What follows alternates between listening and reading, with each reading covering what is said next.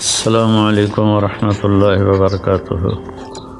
بسم اللہ الرحمن الرحیم والصلاة والسلام علی رسولہ الکریم وعلی آلہ وصحبہ اجمعین، اما بعد۔ آج رات 17 رمضان المبارک، یعنی کل کا روزہ 17 کا ہے۔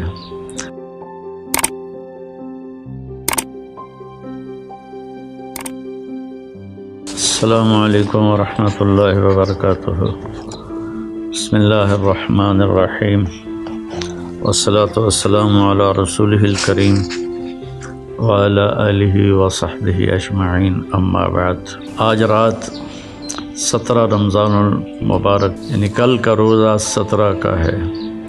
اور 17 رمضان کو اسلامی تاریخ میں ایک واقعہ پیش آیا ہے، ایک جنگ ہوئی جس کو غزوہ بدر کہتے ہیں۔ یہ ایک ایسا فیصلہ کن معرکہ تھا جس نے لیحق الحق ویبطل الباطل، اس کو زندہ کر کے دکھا دیا۔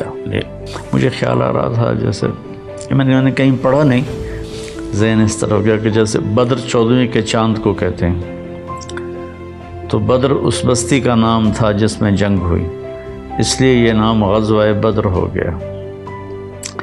14ویں کا چاند جو ہوتا ہے نا، وہ رات کی تاریکی کو تقریباً ختم کر دیتا ہے اور اجالا کر دیتا ہے۔ اسی طرح اس معرکہ نے 14ویں رات کے چاند کی طرح چمک کر ابھر کر اور ساری دنیا کو دکھا دیا کہ حق پر کون ہے اور باطل پر کون ہے۔ جب ہمارے نبی نکلے تھے بدر کی جنگ کے لیے، تو جبریل اسی وقت آ کر آپ کو بتا دیتے کہ آگے قافلہ نہیں ہے، لشکر ہے، تو آپ پوری تیاری کر کے نکلتے۔ واقعہ کا پس منظر یہ ہے کہ مکے والوں نے اپنے سارے زیورات اور پیسہ اکٹھا کر کے دیا ابو سفیان کو کہ جاؤ اور شام سے ہتھیار خرید کر لاؤ، ہم ان کا مقابلہ کریں گے بعد میں۔ جب یہ شام جا رہے تھے تو اس وقت آپ کو اطلاع ملی، آپ نے خود تو نہیں گئے، دوسرے صحابہ کو بھیجا پیچھے، جس کو بدر صغرا کہتے ہیں، تو وہ ابو سفیان نکل گیا۔ جب وہ واپس آ رہا تھا تو آپ کو بر وقت اطلاع ملی، تو آپ نے پھر پتہ کرایا کہ بھئی یہ قافلہ کہاں ہے، کدھر ہے۔ آپ نے طلحہ بن عبید اللہ اور سعید بن زید رضی اللہ تعالیٰ عنہما، ان دونوں کو بھیجا کہ جا کے پتہ کرو۔ وہ ایک راستے میں پہنچے اور وہاں سے ان کو اطلاع ملی کہ وہ قافلہ گزر گیا ہے اور صرف اس کے ساتھ 40 آدمی ہیں۔ 40 آدمیوں کا سن کر آپ نے اس کو ہلکا لیا، بھئی کوئی نہیں، جتنے مسجد میں بیٹھے ہو چلو اور جا کر ان پر دھاوا بول دیں۔ تو اس وقت میں یہ کہہ رہا تھا کہ اللہ نے اطلاع نہیں کی کہ میرے محبوب 40 نہیں ہیں، جنگ ہوگی، بڑی تیاری کر کے نکلیں۔ صرف کئی اتنی اس کی وجوہات ہیں۔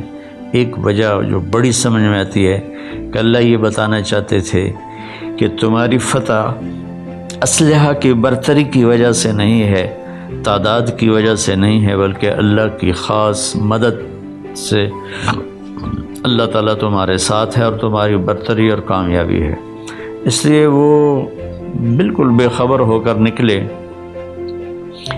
جب وہ ابو سفیان کو پتہ تھا کہ میرا پیچھا ہوگا، تو اس نے ایک جگہ دیکھی، اونٹ کی لد دیکھی، تو اس نے اس کو توڑا، تو اس میں مدینے کی گٹھلیاں، اس معاملے میں اتنے سمجھدار تھے، تو اس نے کہا اس میں تو مدینے کی